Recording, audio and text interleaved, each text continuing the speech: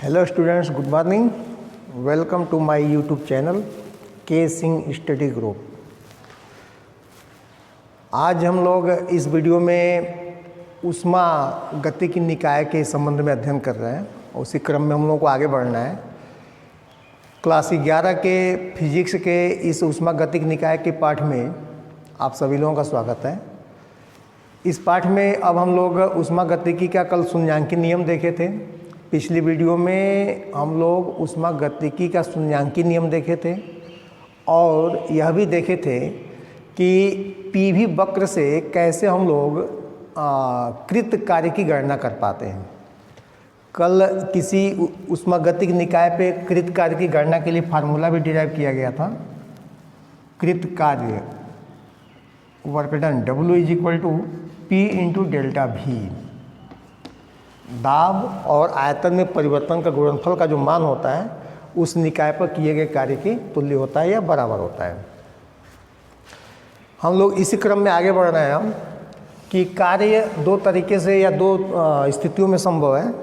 पहला तो ये कि यहाँ पे हम लोग calculation of work by graph method से हम लोग कार्य की गणना करेंगे। ग्राफ की सहायता से कार्य की गणना कैसे कर सकते हैं या इसमें कौन कौन सी स्थिति हो सकती है। तो इसमें एक स्थिति है कि एट कांस्टेंट प्रेशर या व्हेन प्रेशर इज कांस्टेंट, तो नियत दाब पर या कांस्टेंट प्रेशर पे कार्य की गणना कैसे करेंगे। तो y के अक्ष पे हम लोग ले लेते हैं दाब और x के अक्ष पे ले लेते हैं आयतन। अब मान लीजिए किसी ऊष्मागतिकी निकाय का, किसी विलगित निकाय का जो पीवी वक्र खींचा गया है और वह पीवी वक्र यदि नियत दाब पर खींचा गया है तो वह निश्चित है कि आयतन के अक्ष के समानांतर होगा वह। तो मान लीजिए कि यह जो है एक नियत दाब पर उसका पीवी वक्र है किसी ऊष्मागतिकी निकाय का। तो इसमें कार्य कितना होगा, तो कार्य के लिए यहाँ से हम लोगों को इस पीवी वक्र और आयतन के बीच कार्य निकालने के लिए हम लोगों को पीवी वक्र या कर्व और ये आयतन का जो अक्ष है एक्सिस ऑफ वैल्यूम,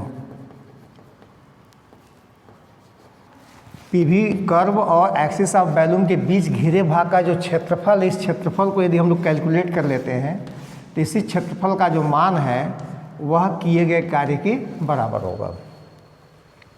इसमें एक और दूसरी बात है कि अगर निकाय को A से B तक ले जाया गया है, ऐसे निकाय है, तो निकाय का आयतन बढ़ रहा है। निकाय का आयतन बढ़ रहा है का मतलब निकाय के द्वारा कार्य किया जा रहा है। और जब निकाय के द्वारा कार्य किया जाता है तो ऐसे कार्य को धनात्मक लिया जाता है। और इसके विपरीत यदि ये वक्र की दिशा जो ऐसे है तो यहाँ आयतन V1 और यहाँ आयतन V2 है, तो यहाँ से इधर आने पे निकाय का आयतन कम हो रहा है और निकाय का आयतन कम हो रहा है तो कार्य निकाय पर किया जा रहा है। और जब कार्य निकाय पर किया जाता है तो वह कार्य जो है ऋणात्मक होता है। तो धनात्मक ऋणात्मक बात अभी आएगी, आगे उस पर बात करेंगे हम लोग। लेकिन कार्य होगा कितना, चाहे निकाय पर किया जाए कार्य या निकाय के द्वारा कार्य किया जाए, तो उसके लिए कार्य का मान कितना होगा। तो इस बंद वक्र ABDC के क्षेत्रफल के बराबर होगा। तो work done at constant pressure पे सीधे हम लोगों को पीवी वक्र और आयतन के अक्ष के बीच का घिरे भाग का क्षेत्रफल निकाल देते हैं, तो वही जो है कार्य की मात्रा हो जाती है। और इसकी दूसरी स्थिति है जब दाब जो है परिवर्तनीय हो,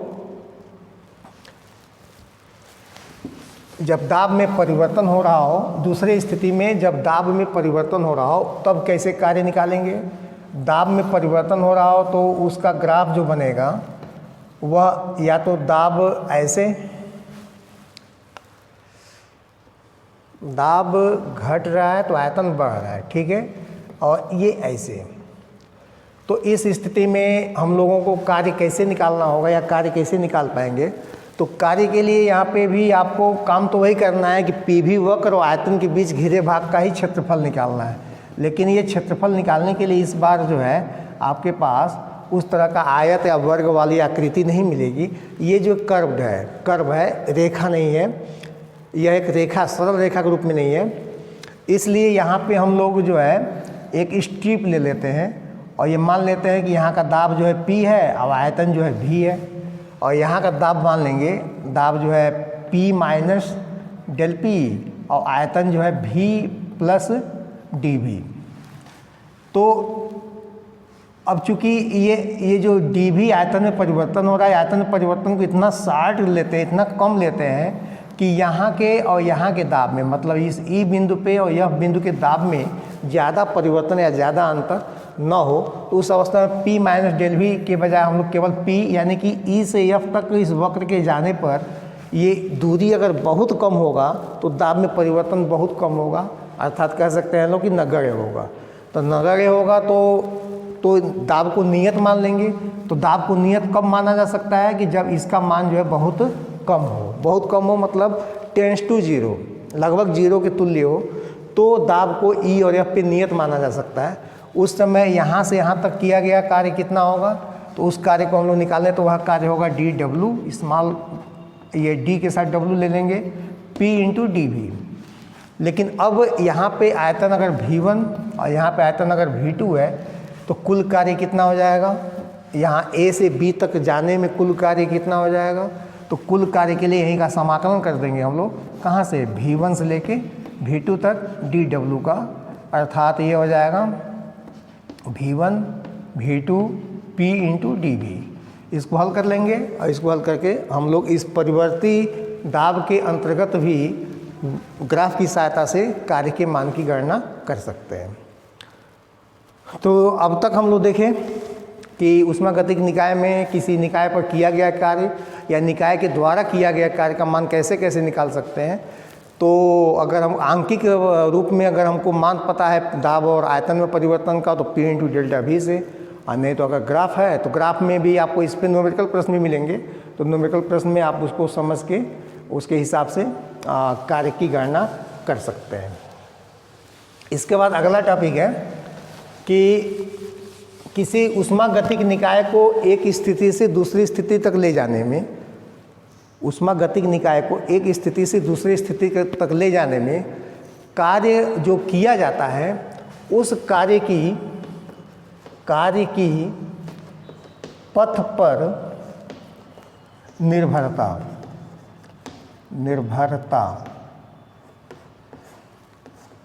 कार्य का पथ पर निर्भरता, कार्य का पथ पर निर्भरता मतलब इसको ऐसे समझिए कि मान लीजिए आपके पास एक विलगित निकाय है और उस विलगित निकाय का एक दाब और आयतन पे उसका स्थिति है बिंदु A पे और दूसरी स्थिति उसकी दिखा रहे हैं बिंदु B पे। तो उस निकाय को A से B तक ले जाना है या B से A तक ले जाना है, तो कैसे कैसे ले जाया जा सकता है, कैसे कैसे परिवर्तन उसमें किया जा सकता है उसके लिए। तो सबसे एक उपाय सोचिए कि आप दाब को नियत रख रहे हैं और उस निकाय के आयतन को बढ़ा रहे हैं, और फिर एक नियत सीमा तक पहुंचने के बाद, मतलब इसके आयतन के तुल्य आयतन होने पर आप क्या कर रहे हैं, यहाँ पे आप यह एक पथ हो गया, आप ऐसे जा रहे हैं, ऐसे भी A से B तक जा सकते हैं। या दूसरा पथ हो गया कि आप पहले उसका दाब घटा रहे हैं और दाब घटा के तब उसका आयतन बढ़ा रहे हैं, तो दूसरा पथ ये हो गया। तो इसमें हम लोगों को ये देखना है कि क्या दोनों पथ में किए गए कार्य की मात्रा समान होगा या अलग अलग होगा, A B C D E F। यहाँ मान लीजिए आयतन V1 है, यहाँ आयतन V2 है और इसका बहुत अंतर नहीं है, दाब वगैरह के लिए बहुत उसमें नहीं देखना है। इसमें हम लोग को ये समझना है कि A से B तक की स्थिति में वस्तु को ले जाना है। मतलब यहाँ पे बिंदु A पे उसका दाब है P, आयतन है V, B पे दाब है P डैश, आयतन है V डैश। तो अगर हम लोग इस मार्ग से होके जाते हैं A D B, तो इस मार्ग पे वर्क डन कितना होगा। फिर अगर हम लोग इस मार्ग से होके जाते हैं A C D वाले मार्ग से, तब वर्क डन कितना होगा। क्या ये दोनों किए गए कार्य की मात्रा आपस में समान होंगे या समान नहीं होंगे, तो किसमें कम कार्य के द्वारा ही, कम ऊर्जा के द्वारा ही निकाय को ए से बी तक ले जाया जा सकता है, पथ ए डी बी के अकॉर्डिंग या ये जो पाथ ए सी डी है इसके अकॉर्डिंग। तो किस पाथ के अकॉर्डिंग निकाय को ले जाया जाए कि किए गए कार्य में दी गई या खर्च हुई या व्यय हुई ऊर्जा की मात्रा जो है न्यूनतम हो, वही आर्टिकल है कार्य की पथ पर निर्भरता, dependency of work on path. अब इसमें और भी उपाय हो सकता है। एक उपाय यह भी हो सकता है कि सीधे हम क्या करें, सीधे हम उसका क्या करें, दाब भी घटाएं और आयतन बढ़ाएं। ऐसे एक पथ सीधे ए से बी भी हो सकता है, या ऐसे अनंत पथ हो सकते हैं, अनंत पथ हो सकते हैं जिससे हम ए से बी तक जा सकते हैं। तो इसमें हम लोगों को अब ये करना है, ये पता करना है कि किस पथ के अनुसार चलें कि वर्क डन कम ऊर्जा के द्वारा ही हम लोग ए से बी तक पहुंच जाएं। तो उसके लिए अगर हम लोग यह पथ अपनाते हैं, कौन सा पथ, ए डी बी, तो ए डी बी पथ में कुल कितना कार्य होगा, तो पथ ए डी बी में कुल कार्य की मात्रा, ए डी बी में कुल कार्य की मात्रा कितना होगा, तो ए से डी तक जाने में किया गया कार्य और प्लस डी से बी तक जाने में किया गया कार्य।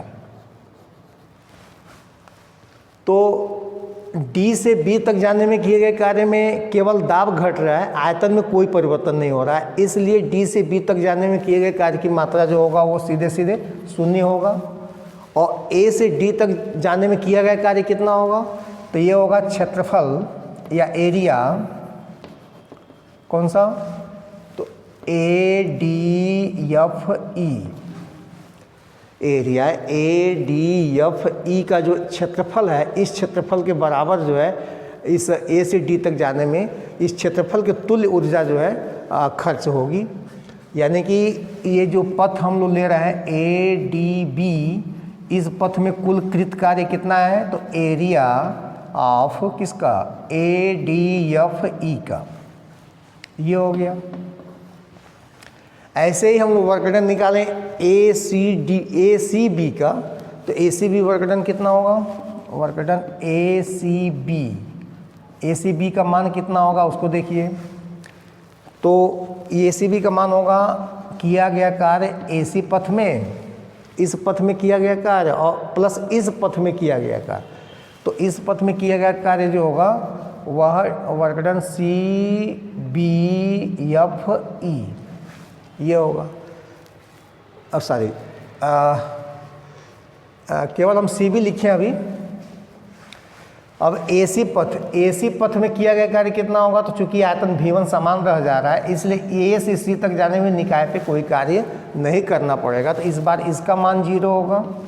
और सी बी मतलब सी से बी तक जाने में किया गया कार्य, तो सी से बी तक जाने में किया गया कार्य जो है इस बंद वक्र के क्षेत्रफल के बराबर होगा। यानी इसको हम लिख सकते हैं area of close area of C B F E, यानी कि ये डब्लू ए सी बी का मान हो जाएगा area of C B F E. और निश्चित है कि इस सी बी एफ आई का जो क्षेत्रफल होगा, यह क्षेत्रफल ए डी एफ आई के क्षेत्रफल से कम होगा। तो निश्चित है कि इस पथ में ए सी बी पथ में किए गए, अब यहाँ से समीकरण नंबर 2 कर लें तो यहाँ से निश्चित निष्कर्ष निकल रहा है क्या, कि area of C B F I is less than area of A D F I, और area of C D B F I का मान है डब्लू ए सी बी, और ये छोटा होगा, कम होगा किससे, तो डब्लू ए डी बी।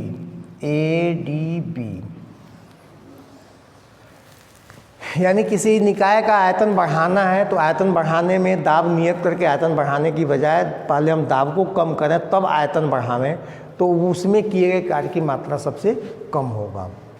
तो किसी भी निकाय में न्यूनतम ऊर्जा कब व्यय होती है, तो उस निकाय का पहले दाब कम करिए, दाब कम करके फिर उस निकाय की क्या कहते हैं, उस निकाय के आयतन में वृद्धि करिए। तो इस अवस्था में कृत कार्य का मान जो है शून्य होता है। लेकिन जितनी ऊर्जा में परिवर्तन समान होता है, मतलब आप ए डी बी मार्ग से होके जाएं या ए सी बी मार्ग से होके जाएं, किसी भी मार्ग से होके जाएं, ए की ऊर्जा और बी की ऊर्जा किसी भी मार्ग पे सदैव समान मिलता है। लेकिन अलग अलग पथ से जाने पर कार्य की मात्रा जो है, निकाय पर किए गए कार्य की मात्रा या निकाय के द्वारा किए गए कार्य की मात्रा हमेशा क्या होती है, भिन्न भिन्न होती है, अलग अलग होती है।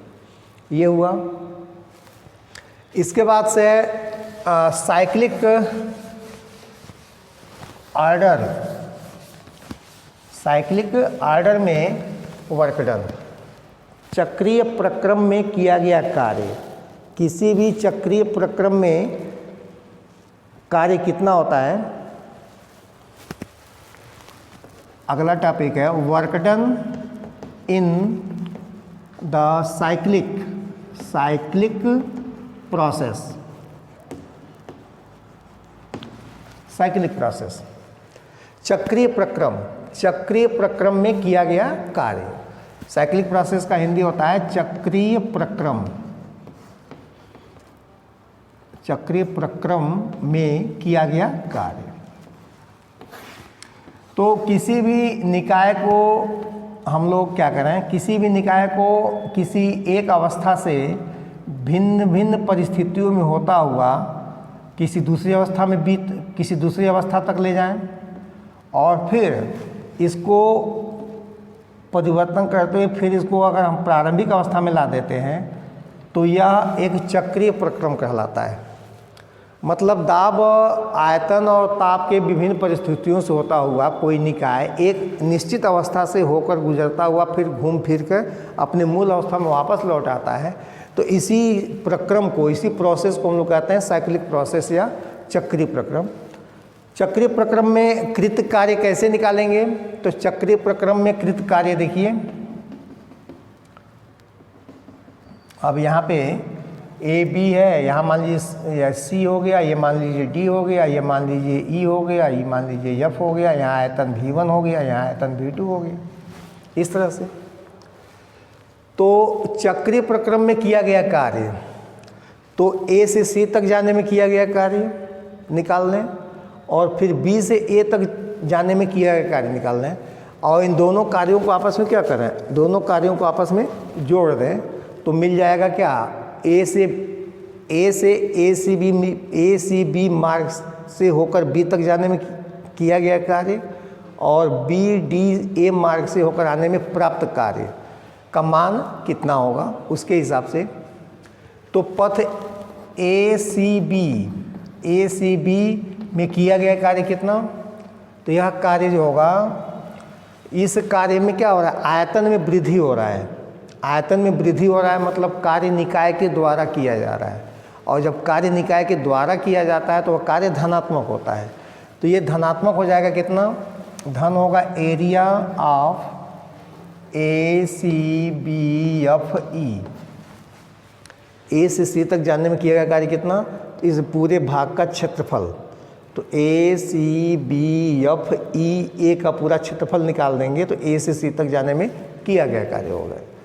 और फिर डब्लू बी डी ए कितना होगा, तो इसका मतलब ये हुआ कि बी से इस पथ से होकर ए तक आने में निकाय के द्वारा किया गया कार्य, ये निकाय पर किया गया कार्य है, निकाय के द्वारा किया गया कार्य है।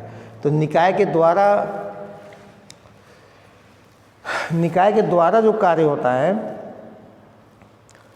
निकाय पर किया गया कार्य निकाय पर किया जाए तो वह ऋणात्मक होता है, कार्य निकाय पर किया जाए तो वो ऋणात्मक होता है और कार्य निकाय के द्वारा किया जाए तो धनात्मक होता है। यानी पहला ये गलत हुआ है, यह कार्य आयतन में वृद्धि हो रहा है, यहाँ पे ए से बी तक जाने में आयतन में वृद्धि हो रहा है, V1 से आयतन बढ़ के V2 हो रहा है, तो यानी कार्य निकाय पर किया जा रहा है, आयतन बढ़ रहा है, आयतन बढ़ रहा है तो कार्य निकाय पर आयतन बढ़ रहा है मतलब उसके उसके अणुओं की ऊर्जा घट रही है, अणुओं की ऊर्जा निकल रही है, तो ये कार्य जो है ऋणात्मक होगा और ये कार्य जो है धनात्मक होगा। BDA वाला, इसमें आयतन कम हो रहा है, बाहर से काम किया जाता है और ऋणात्मक होता है। तो यहाँ V1 से V2 से आयतन घट के V1 हो रहा है BDA मार्ग पर। तो इसमें BDA मार्ग पर B से A तक आने में किया गया कार्य कितना होगा? तो धन area of region BDAEF, BDAEF ये पूरे भाग का क्षेत्रफल निकाल देंगे तो B से इस मार्ग से होकर A तक जाने में किया गया कार्य निकल जाएगा। तो कुल कार्य कितना, कुल वर्क डन कितना? तो इसमें से क्या करें, धन वाले भाग में से ऋण वाले भाग को घटा दें या दोनों को चिन्ह सहित जोड़ दें, तो ये हो जाएगा ACBFE। और इसमें ध्यान से देखेंगे तो पहले इसमें ये वाले क्षेत्रफल में से इस वाले क्षेत्रफल को घटाना है, तो बच जाएगा इस बंद वक्र का क्षेत्रफल। तो आगे लिख देंगे एरिया किसका, तो ACBDA, इसका क्षेत्रफल जो किए गए कार्य के बराबर होगा। तो किसी भी चक्रीय प्रक्रम में किया गया कुल कार्य कितना होता है, तो उस बंद वक्र के क्षेत्रफल के बराबर। अब अगर चक्रीय प्रक्रम एंटी क्लॉकवाइज है तो इसका मान धनात्मक होगा, धनात्मक होगा मतलब कार्य निकाय के द्वारा किया जाएगा। और यही अगर क्लॉकवाइज होता है मतलब ये तीर जो है ऐसे ऐसे होके आगे बढ़ता है और ये तीर ऐसे होके उल्टा चलता है, इधर चलता है, मतलब क्लॉकवाइज डायरेक्शन में ये बंद वक्र बन रहा है, तो कार्य का मात्रा जो है ऋणात्मक होगा। बस आज के लिए इतना ही।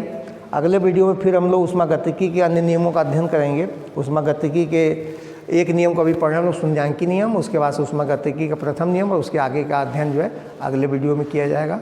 आज के लिए बस इतना ही। Okay, thank you.